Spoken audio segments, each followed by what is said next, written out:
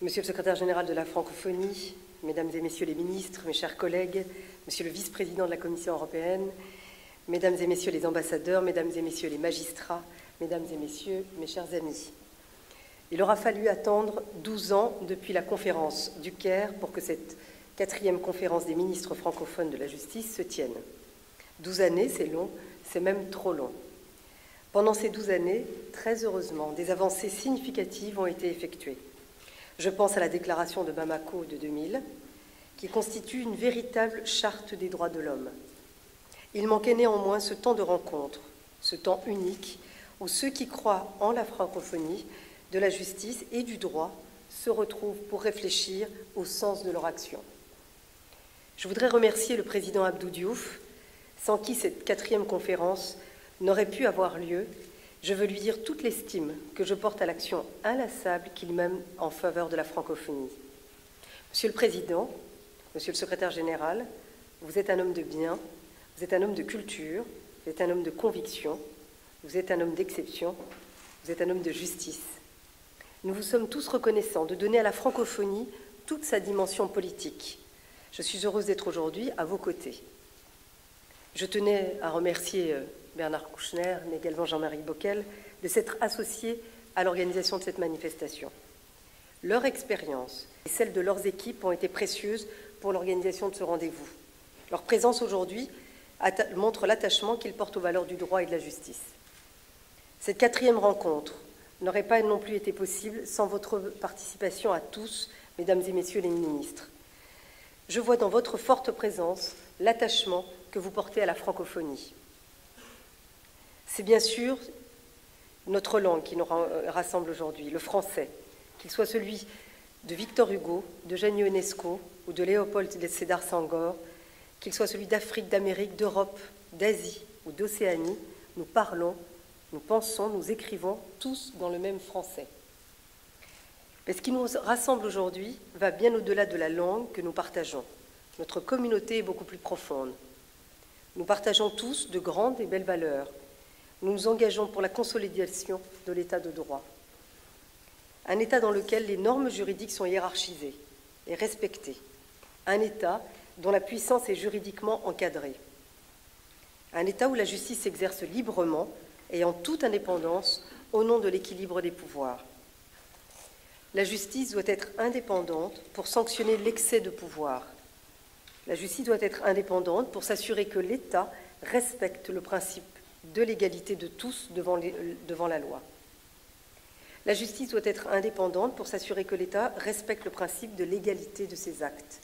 Nous sommes au service de cette démocratie. C'est un engagement pris lors du sommet de Dakar en 1989, dans un Sénégal modernisé, que vous présidiez alors, mon cher Abdou Diouf. C'est un engagement repris par la déclaration de Bamako. Francophonie et démocratie sont indissociables. C'est la finalité de notre action. Citoyens de la francophonie, comme vous aimez à le rappeler, Monsieur le Secrétaire général, nous sommes les ardents défenseurs des droits de l'homme. Nous devons nous battre tous les jours pour que la liberté, l'égalité et la propriété soient respectées. Nous devons nous battre tous les jours pour que la liberté politique devienne une réalité pour chacun. Il n'y a pas de démocratie sans liberté de conscience, sans liberté d'opinion et sans liberté d'expression. Le droit et la justice sont là pour faire respecter les droits de l'homme. C'est une veille quotidienne de chaque instant. La justice doit s'assurer que personne n'est détenu arbitrairement. La justice doit s'assurer de la légalité des délits et des peines. La justice doit s'assurer que les plus pauvres, les plus défavorisés, les plus vulnérables ont les mêmes droits.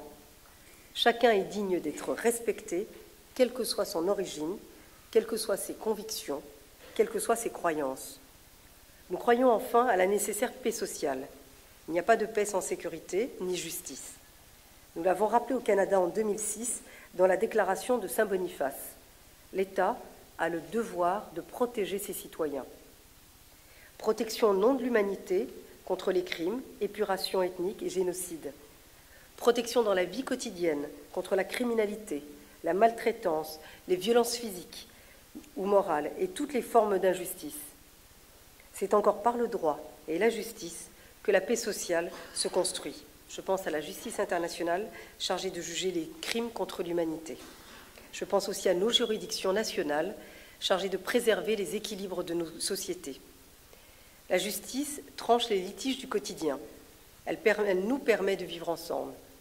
Voilà ce qui nous rassemble aujourd'hui, voilà ce que nous partageons à travers la francophonie, une communauté linguistique, mais aussi une communauté politique et philosophique construite autour du droit et de la justice. Je souhaite que cette 4e conférence soit l'occasion de donner un nouvel élan à notre engagement. Pendant ces journées, 2 thèmes sont soumis à votre réflexion.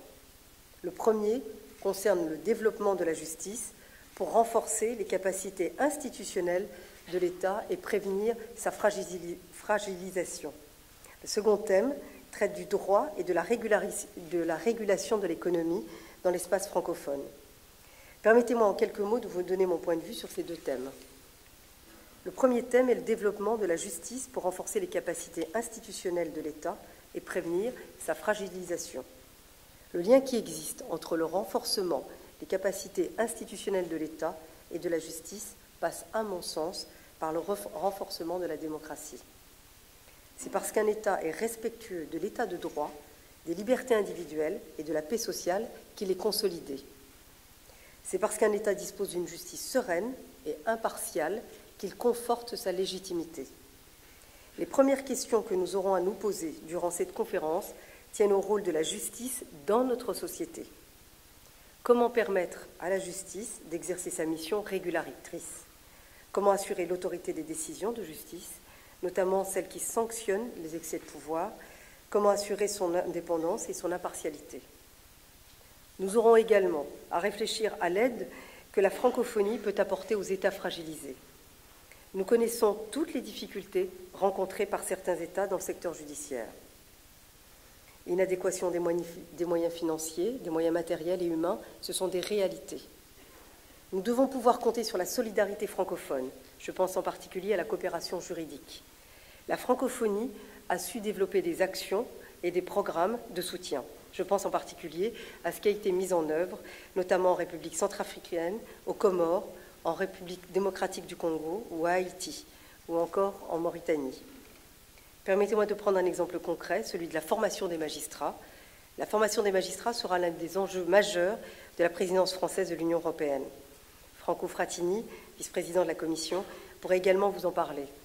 L'Union va développer des programmes d'échange et de formation commune des magistrats. C'est une grande première. La France jouera un rôle moteur dans cette politique. J'ai engagé une profonde réforme de l'École nationale de la magistrature.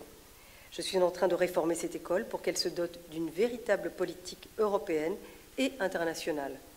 Cette école a vocation à devenir un pôle international de la formation des magistrats et du droit.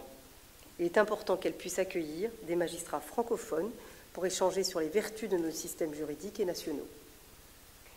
Je pense également à un autre exemple, la Maison du droit vietnamo-française de Hanoï.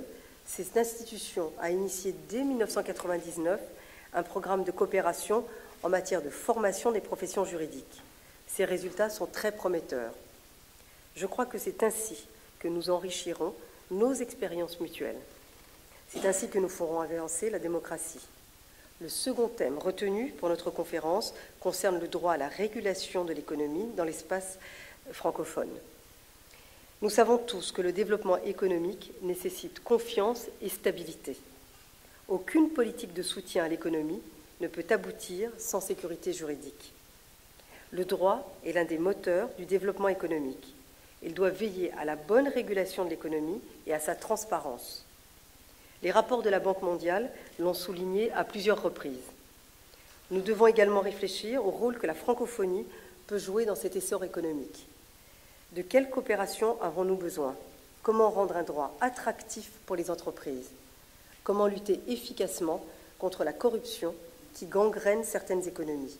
Comment réguler les effets indésirables de la mondialisation des économies et lutter contre la précarité et la pauvreté? Comment s'inscrire dans le développement durable? Ce sont des questions fondamentales auxquelles nous devons apporter des réponses. Monsieur le secrétaire général, mesdames et messieurs, vous le voyez, ce ne sont ni les pistes de réflexion, ni les perspectives de coopération qui manquent. Notre démarche doit être opérationnelle et pragmatique Nous devons nous inscrire dans une logique de résultat. Nous ne pouvons pas nous limiter à des engagements de principe. Pendant ces 2 jours, nous devrons proposer des mesures extrêmement concrètes, des mesures qui répondent aux attentes de nos concitoyens. C'est ainsi que nous contribuerons à construire un monde plus juste et plus démocratique. Nous allons y travailler ensemble pendant ces 2 jours. C'est une occasion attendue depuis 12 ans. Sachons saisir l'opportunité unique qui nous est offerte. Montrons que la francophonie est résolument tournée vers l'avenir. Je vous remercie.